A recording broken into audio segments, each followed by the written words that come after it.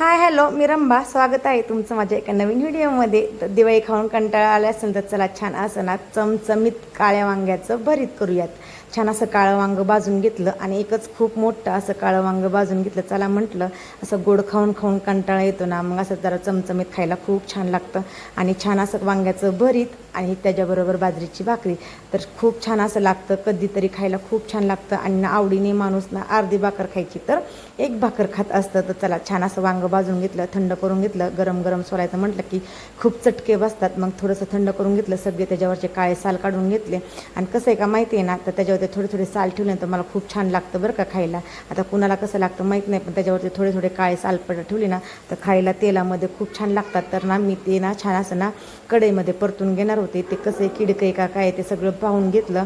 कधी कधी त्यातनं आळी पण असते, पण ना वरनं पण ते छान दिसत होतं आणि आतनं पण ते खूप चांगलं आहे. आतमध्ये सगळं छान बघून घेतलं. कांदा छान असा काळा लाल परतून घेतला. त्यामध्ये आलं लसूण पेस्ट टाकली, टोमॅटो टाकलं. छान असं ते परतू घेतलं. आणि हे वांग्याचं भरीत करायचं म्हटलं की ना थोडंसं जास्त तेल टाकायचं बरं का. खूप छान होतं, इतकं छान ना की तुम्ही बोटे चाटूलच खाल अशा पद्धतीने करायचं. छान असं जिरं मोहरी हळद कांदा लसूण मसाला टाकून छान असं परतू घेतलं. आणि छान असा कांदा टोमॅटो आलं लसूण पेस्ट मीठ आणि खूप सारी वरतून कोथिंबीर टाकली तर खूप छान होतं. असं असं म्हणजे इतकं छान लागतं ना, खूप छान. तुम्ही असं खातच राहाल, इतकं सुंदर लागतं. तर छान असं परतून घेतलं, त्यामध्ये सोललेलं वांगं टाकलं आणि छान असं ते एक जीव करून परतून घेतलं.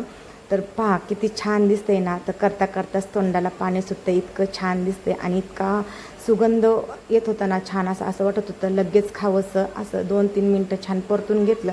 चला म्हटलं आता छान असं गरम गरम वांग्याचं भरीत आणि एक असा एकला छान अशी बाजरीची गरम गरम पापुडा आलेली भाकरी असं सर्व करायचं होतं.